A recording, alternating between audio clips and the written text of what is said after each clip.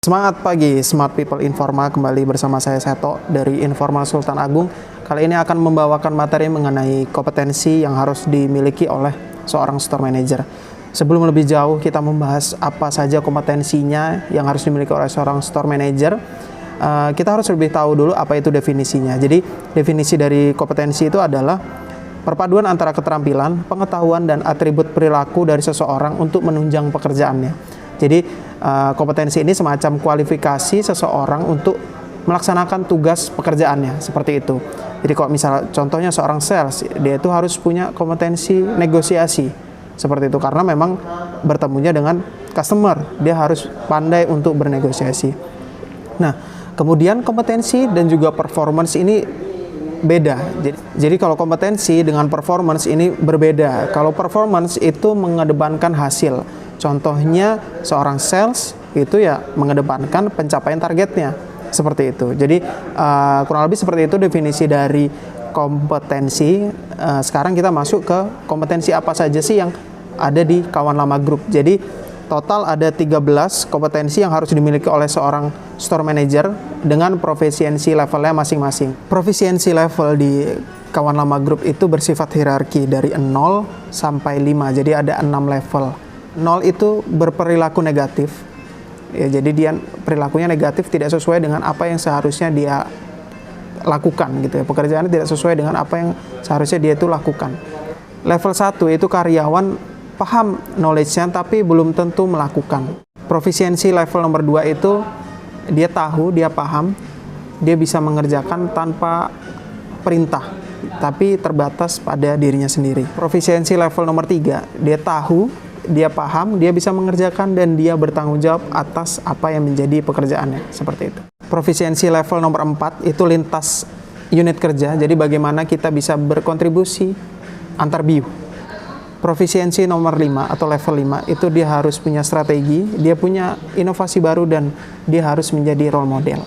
Oke, kita mulai dari kompetensi yang pertama.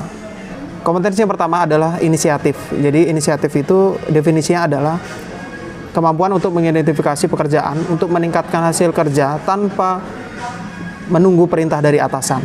Nah, profisiensi levelnya itu ada di nomor 3. Jadi seorang store manager itu harus dia sudah punya inisiatif, ya, sebuah tindakan. Dia juga sudah tahu ketika nanti timbul masalah solusinya seperti apa, dan juga dia terus bekerja untuk lebih dari harapan. Kompetensi selanjutnya itu adalah assertiveness. Jadi assertiveness itu pengertiannya adalah mengumpulkan pendapat dengan tepat. Profisiensi levelnya itu ada di angka 3. Jadi seorang store manager itu selain dia bisa mengungkapkan pendapat dengan tepat, dia juga harus menyajikan data-data, di mana data-data tersebut untuk menunjang pendapatnya sehingga lebih mudah untuk disetujui oleh karyawan atau salesnya, seperti itu. Kalau di toko seperti itulah ya. Jadi dia sudah punya, dia bisa mengumpulkan pendapat dengan baik. Nah, kemudian dia punya data-data untuk meyakinkan karyawannya. Yang ketiga adalah accountability. Jadi punya tanggung jawab terhadap kinerjanya, pekerjaannya yang menjadi bagiannya, seperti itu. Nah, profisiensi level untuk seorang store manager ada di level 4. Jadi seorang store manager sudah tahu pekerjaannya, dia bisa menyelesaikan, dia tahu kualitas, dan juga dia bertanggung jawab atas kualitas dari hasil kerja timnya. Itu nomor 3. Kompetensi yang keempat itu adalah organizational commitment. Jadi melakukan tindakan sesuai dengan nilai-nilai atau kebijakan dari organisasi. Nah, profisiensi level dari seorang store manager itu ada di angka 3. Jadi seorang store manager harus bertindak aktif gitu ya, terhadap apa yang menjadi nilai-nilai atau kebijakan dari organisasi atau perusahaan, sehingga karyawannya juga ikut gitu ya, mengikuti nilai-nilai dan juga kebijakan dari perusahaan tersebut. Kompetensi yang kelima itu adalah teamwork. Jadi definisinya adalah membangun, memperluas, dan juga menjalin hubungan kerjasama untuk mencapai tujuan perusahaan. Profisiensi level untuk seorang store manager itu ada di angka 3. Jadi bagaimana dapat bekerja sama dengan unit kerja lain dalam fungsi yang sama. Ya, kalau contohnya di store, itu berarti store manager harus bisa bekerja sama dengan mungkin gudang, mungkin logistik, mungkin accounting, dan lain sebagainya. Kompetensi yang keenam adalah service orientation. Jadi bagaimana kita memenuhi kebutuhan pelanggan baik secara internal maupun eksternal.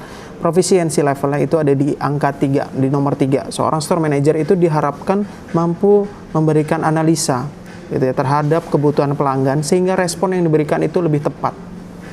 Itu yang keenam.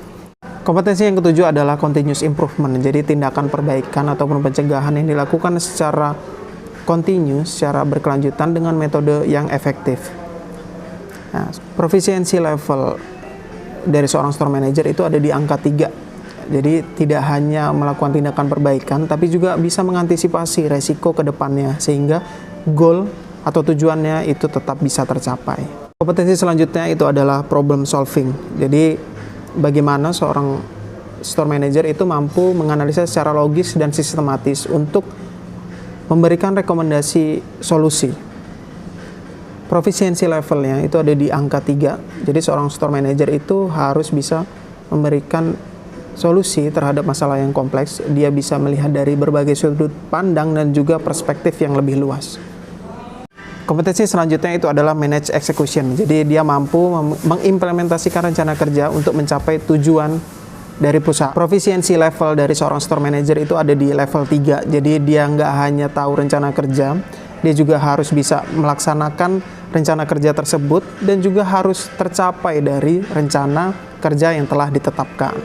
Kompetensi yang ke-10 itu adalah developing others, jadi mendukung pengembangan tim kerja. Nah, proficiency levelnya itu ada di angka atau di level ketiga. Jadi seorang store manager itu harus mampu mengenali kelebihan dan juga kekurangan dari tim kerjanya, sehingga dia lebih tahu bagaimana apa yang menjadi kebutuhan seorang atau timnya sendiri. Nah, selain itu juga seorang store manager juga harus menyusun rencana atau aktivitas yang mendukung untuk peningkatan kinerja dari timnya sendiri. Jadi tidak tergantung pada contohnya tim trainer punya materi apa dan lain sebagainya. Jadi dia harus bisa membuat sendiri rencana atau aktivitas yang mendukung peningkatan dari tim kerjanya.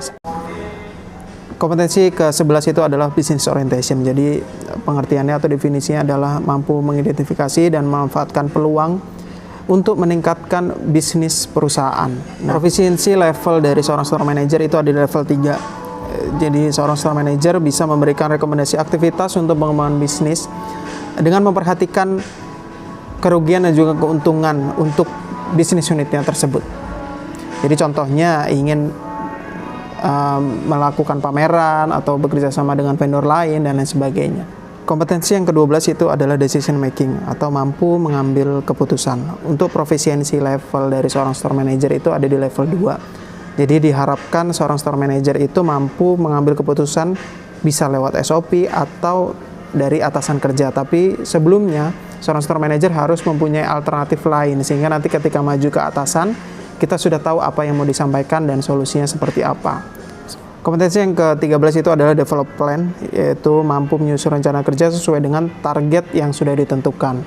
Proficiency levelnya ada di level kedua, yaitu mampu menyusun rencana kerja sesuai dengan prioritas. Jadi tidak hanya rencana kerja itu untuk harian gitu ya, prioritasnya rencana kerja untuk harian, tapi dia juga mampu mengenali mana sih yang menjadi prioritas sehingga rencana kerjanya bisa berhasil. Mungkin itu tadi 13 kompetensi yang harus dimiliki oleh seorang store manager. Semoga kita semua bisa mengimplementasikan atau kita bisa punya kompetensi itu semua. Yang pasti selalu berkomunikasi, bekerja sama dengan atasan sehingga kita tahu apa yang menjadi kekurangan kita dan juga bisa kita lakukan improvement. Sekian dari saya, kurang lebihnya saya mohon maaf. Terima kasih dan semangat pagi.